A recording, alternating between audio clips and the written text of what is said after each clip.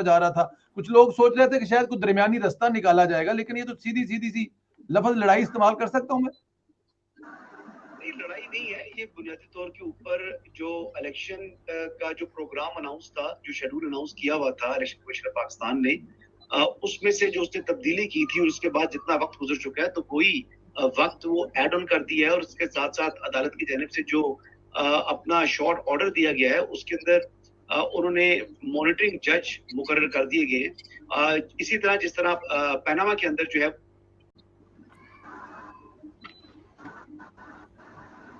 पर भी जो है वो मॉनिटरिंग जज मुकर्रर हैं। और आप मुझे सुन सकते हैं? जी जी बिल्कुल, आपकी आवाज आ रही है। जी सुन रहे हैं। भी मॉनिटरिंग जज जो है वो मुकर्रर हो गए हैं, जिन्होंने रिपोर्ट तलब कर ली है इलेक्शन कमीशन से कि क्या वफाकी हुकूमत ने उनको जो फंड्स की अदायगी है वो की है या नहीं। तो ये बुनियादी तौर के ऊपर जो अदालत ने एक दफा फिर फैसला दे दिया है 14 मई को इंतखाबात कराने का, ये इस फैसले पर अमल दरामद नहीं होगा और इस फैसले को कोई तस्लीम नहीं कर रहा। कौन तस्लीम नहीं कर रहा? पहला सवाल ये है, कौन तस्लीम नहीं कर रहा? सबसे पहले सुप्रीम कोर्ट के जजेस जो हैं, जो ब्रदर जजेस हैं, इन जजेस के जो 3 रुकनी बेंच में शामिल है, जिसकी सरबराही chief justice supreme court of Pakistan justice Umar Bandial कर रहे थे, इस फैसले को वही मुस्तरद कर रहे हैं। सुप्रीम कोर्ट के जजेस की अक्सरियत इस फैसले को अकलियती फैसला करार दे रही है और उसको मुस्तरद कर रही है। फिर फेडरल कैबिनेट जो है आपकी, वो इस फैसले को जो है वो अकलियती फैसला करार दे रही है और उसको मुस्तरद कर रही है। इसके साथ साथ जो आपकी मुल्क की तमाम सियासी जमातें इस फैसले को माइनॉरिटी डिसीजन करार देकर इसको मुस्तरद कर रही है। फिर पार्लियामेंट ऑफ पाकिस्तान जो है, जो पार्लियामेंट सबसे बालादस्त इदारा है, वो इस फैसले को माइनॉरिटी डिसीजन करार दे रहा है और इसको मुस्तरद कर रहा है। और ऑन टॉप ऑफ इट सबसे जो बड़ी मोतबर शख्सियत है इस वक्त पाकिस्तान की सियासी शख्सियत, former prime minister Nawaz Sharif, उन्होंने भी इस फैसले को मुस्तरद कर दिया। तो अब बुनियादी तौर के ऊपर अदालत के पास अपने फैसले को अमल दरामद कराने के लिए बाजार मुझे कोई रास्ता दिखाई नहीं दे रहा और इस फैसले पर अमल दरामद होता भी नजर नहीं आ रहा। तो ये तो फैसले वो होने चाहिए जिन फैसलों पर अमल दरामद हो, और अगर सुप्रीम कोर्ट के फैसलों पर अमल दरामद ना हो, इससे जो पाकिस्तान है उसके फैसले की हुक्मदूरी जो है वो बड़ी अफसोसनाक बात होगी। हसन भाई, अगर मैं इसमें एक चीज ऐड कर दूं, टेक्निकली अगर देखा जाए तो जोर ये डाला जा रहा है कि आइन में लिखा हुआ है 90 दिन के अंदर अंदर इंतखाबात करवाने चाहिए। हसन भाई, ये 90 दिन नहीं तो 122 दिन बनते हैं। तो फिर ये वाला जो जिस वजह से ये करवाए जा रहे हैं, क्योंकि 90 दिन का कानून है, उस पर तो सुप्रीम कोर्ट का फैसला पूरा नहीं उतर रहा सर। नहीं, वो 90 दिन का जो था वो तो वैसे ही जो है वो टाइम जो है वो क्रॉस हो चुका है। 90 दिन की जो मियाद है वो तो गुजर चुकी है। यानी अगर 30 अप्रैल को भी ये इलेक्शन हो जाता, तब कौन सा 90 दिन के अंदर, यानी पाकिस्तान के अंदर जो 90 दिन में इलेक्शन लिखा हुआ है वो इलेक्शन हो जाने थे। तो ऐसी बात तो सूरत हाल पहले भी नहीं थी। ये तो बज़ाहिर इस तरह लग रहा है कि सबको मालूम है कि इस फैसले पर अमल दरामद नहीं होना, लेकिन ये फैसला इसलिए दिया गया है कि बज़ाहिर जैसे साबिक वज़ीर आज़म इमरान खान है, उनकी जमात है, उनको एक पॉलिटिकल नैरेटिव दे दिया जाए और उस पॉलिटिकल नैरेटिव को वो कल ये भेज सके जी के बयानिया उनको मिल जाए कि जी सुप्रीम कोर्ट का 3 रुकनी बेंच ने फैसला दिया कि इलेक्शन कराएं, इसके बावजूद इलेक्शन नहीं हुए। तो वो फिर अपने अवाम में जाने के लिए एक बयानिया उनको, और जो ताकतवर बयानिया है वो फराम किया गया है। अमल दरामद तो ना पंजाब के अंदर हुआ और ना केपी से मुतालिक उन्होंने फैसला ही नहीं दिया। बिल्कुल, सिर्फ पंजाब की हद तक जो है वो आईने पाकिस्तान कहता है कि 90 दिन में इलेक्शन कराएं। क्या खैबर पख्तूनख्वा के हवाले से आईने पाकिस्तान का क्या म्यार अलग है? ऐसी बात नहीं है। अच्छा, म्यार दोनों सूबों के लिए एक है और 90 दिन में इलेक्शन होने चाहिए, इसमें कोई दूसरी राय नहीं है। लेकिन आपके जो ग्राउंड रियलिटीज हैं, वो ग्राउंड रियलिटीज आपको सपोर्ट नहीं कर रही और आपके लिए एक चीज जो है वो पॉसिबल नहीं है, ह्यूमनली पॉसिबल नहीं है। तो इसमें फिर ये अना और जिद मेरे ख्याल से मुनासिब नहीं है। सबसे ज्यादा नुकसान जो इस फैसले का वो जो है वो जुडिशरी को हुआ है, हैसियत अदारा, और सुप्रीम कोर्ट ऑफ पाकिस्तान को हुआ है।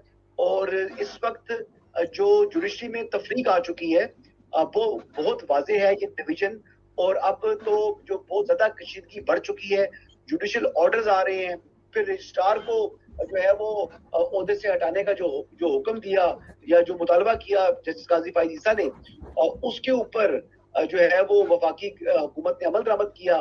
फेडरल कैबिनेट डिसीजन दे रही है कि आप जो है registrar supreme court Ishrat Ali साहब जो है वो अपना ओहदा उनको ओएसडी बना दिया और उनको जो है वहां से वापस बुला लिया। तो वापस बुलाते वक्त भी जब हुक्म हुआ तो उन्होंने एक ग्रेड 22 का अफसर जो है वो एस्टेब्लिशमेंट डिवीजन के नोटिफिकेशन के बावजूद उस पर अमल दरामद नहीं कर रहा। तो क्या यहाँ पर कानून खामोश है? क्या यहाँ पर रूल्स खामोश है? क्या यहाँ पर जो है वो कानून जो है वो अंधा हो चुका है? तो ये दोहरे म्यारात हैं, दोहरे म्यार हमें नजर आ रहे हैं और सारी कौम देख रही है और इसका नुकसान हो रहा है हमें बहैसियत कौम, बहैसियत स्टेट, क्योंकि ये जो है वो बनाना रिपब्लिक जो है वो उसकी तस्वीर पेश कर रहे हैं आजकल। बिल्कुल ठीक है हसन भाई, क्योंकि मुझे पता है आप कहीं जा रहे हैं, एक आध मिनट आपके पास होगा। सर आखिरी सवाल है, जाहिर है काजी फायसा की जो जजमेंट थी उसको उड़ाकर फेंका है एक जूनियर जज ने, जो जाहिर है वो जूनियर है उनसे। अब आगे आने वाले वक्त में क्या हम देख रहे हैं कि काजी फायसा की तरफ से फिर कुछ आने वाला? और दूसरी मुझे जरा ये भी बताइएगा कि जजों की तादाद जो है वो रेशो क्या है, किस तरफ कितने हैं, माइनॉरिटी किस तरफ है और सीनियरिटी मतलब कि ज्यादा किस तरफ है और कम किस तरफ है? किसी ने अभी स्ट्रेंथ शो नहीं की सिवाय चीफ जस्टिस की। ठीक है। जस्टिस ने आज 6 जजेस जो है वो जाहिर किए 6 रुकनी बेंच पर आकर। तो इससे देखिए ये यहाँ पर कोई सियासतदान थोड़ी है कि ये पावर शो करे, लेकिन बजाय जो इतलात है जब बात आएगा तो आप देख लीजिएगा कि चीफ जस्टिस सुमरता बंदियाल के पास जो अक्सरियत है जजेस की हमायत उनको हासिल नहीं है। ये वक्त साबित करेगा। अभी तो ये ज्यादा क्या आराइयां हैं कि अक्सरियत है या नहीं है, लेकिन बाजार जो मुझे दिखाई दे रहा है वो इस वक्त अक्सरियत नहीं। अच्छा, लेकिन अगर अक्सरियत हो भी तो क्या जो जजेस वहां पर उनके साथ डाइसेंट कर रहे हैं क्या वो सुप्रीम कोर्ट के जजेस नहीं है? क्या वो आईने पाकिस्तान के वफादार नहीं है? क्या उन्होंने आईने पाकिस्तान के तहत कदम नहीं उठाया हुआ? क्या वो सुप्रीम कोर्ट के जज के ओहदे के लिए मिसफिट है? तो ये बड़े सवालात हैं। और अभी देखिए जो इस्लाहात का बिल है वो कौमी असम्बली और सेनेट ने मंजूर करके सदर के पास मंजूरी के लिए भेजा हुआ है। सदर पाकिस्तान में गालिबन वो 30 तारीख को गया था, तो आज 6ठा रोजा है उसका। अगर उस दिन को शामिल कर दिया जाए और उसको 30 तारीख को शामिल ना किया जाए तो 5वां रोजा है। तो 15 दिन, 16 दिन, 17 दिन में ये जो कानून है ये लागू होना ही होना है और लागू हो जाएगा। फिर उसके बाद जो बेंचेस की कॉन्स्टिट्यूशन है और जो 184(3) के इख्तियार को इन्वोक करना है, ये फिर मामला जो है ये सुप्रीम कोर्ट की एक हाई पावर 3 जजेस पर, सीनियर 3 जजेस पर मुश्तमिल कमेटी के सुपुर्द हो जाएगा। और उसके बाद ये मामला क्या रुख इख्तियार करता है, मुझे तो मजीद क्लैशेस जो है वो थोड़े बहुत होंगे, लेकिन असल जो किस्सा शुरू होना है वो इस कानून के इन्फोर्स होने के बाद है।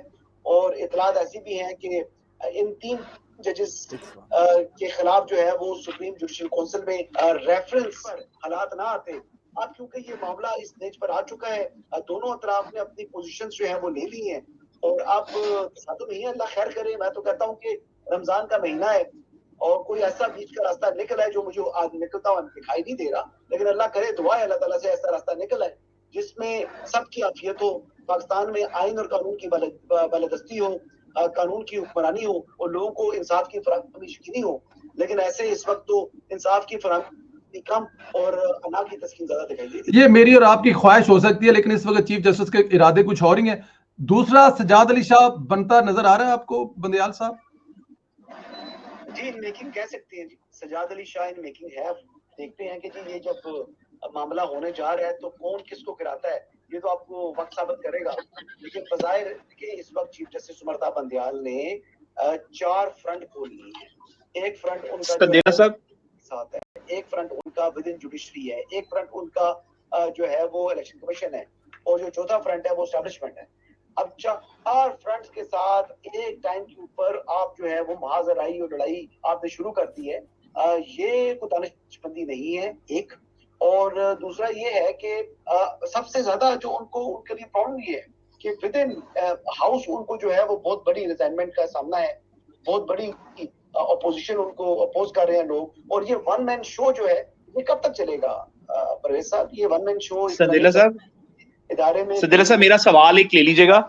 मेरा सवाल ये है कि काजी फैजीसा की जजमेंट जो है वो एक डिसीजन आ गया विदाउट एनी रिव्यू या विदाउट किसी कोई पिटीशन फाइल किए, सुप्रीम कोर्ट ने एक और बेंच बना के उसको नल एंड वॉइड करार दे दिया। क्या इसका कोई लीगल प्रेसिडेंट है और क्या इसी नुक्ते पे दोनों ग्रुप्स के दरमियान में आगे मामला तूल पकड़ेगा? बिल्कुल ठीक है हसन भाई, बिल्कुल आखिरी 100% आखिरी सवाल है, क्योंकि वो दरमियान में मुझे वहां से सवाल दिए जा रहे हैं और मुझे आगे करना पड़ा। बिल्कुल आखिरी है, इसके बाद कोई सवाल नहीं है। ये जो काजी साहब वाला मामला है इसको लेकर, क्योंकि ये बाहर से तो कोई किसी किस्म की कोई आई नहीं, अंदर ही जो कुछ वेदर आगे जाके ये वाला मामला मतलब किस तरफ जाएगा? मतलब देखिए, वो जूनियर जज से उड़ा दी है, उन्होंने कह दी कि मतलब हुकूमत ने वापस बुला लिया है। मतलब आगे दिन ब दिन लड़ाई तो बढ़ती जाएगी ना, ये इस काजी साहब को लेकर और बंदियाल साहब को लेकर। मामला काजी साहब और बंदियाल साहब का नहीं, जी। ये मामला जो है वो वन मैन शो का है कि आपने लाइक माइंडेड जजेस को बिठाकर अपने ही मनपसंद के बेंचेस तशकील देकर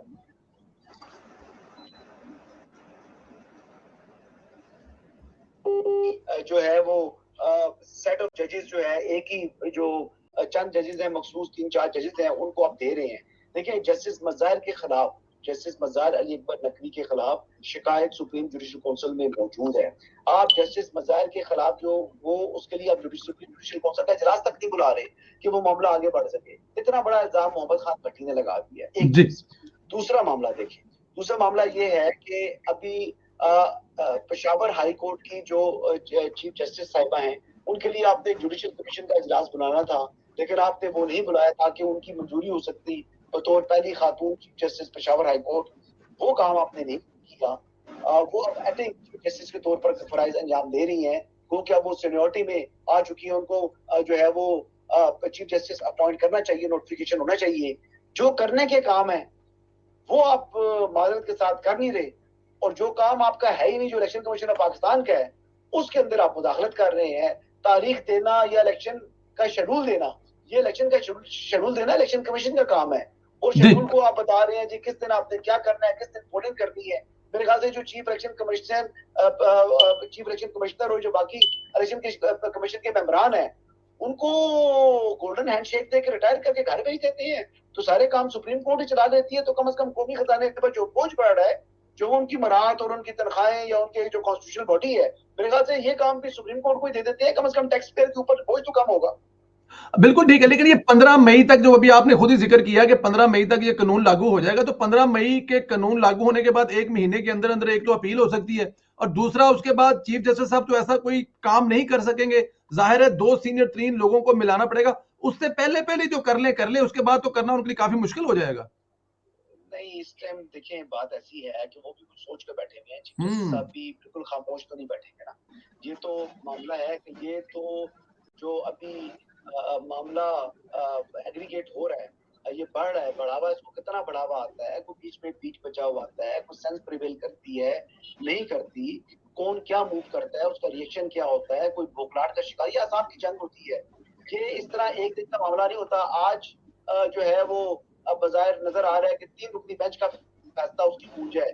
कल शायद कोई और चीज आ जाए दूसरी साइड से, फिर कल इस साइड से फिर कोई चीज आ जाए, तो ये अप्स एंड डाउन इसके लगे रहेंगे। और ये इससे एक चीज बड़ी क्लियर है कि जो होना क्या है, नतीजा बरामद ये करेगी कि सिर्फ सुप्रीम कोर्ट बहैसियत अदारा कमजोर होगा, मुतनाजा होगा, और इसका तमस्खुर उड़ेगा और दुनिया में मजाक बनेगा।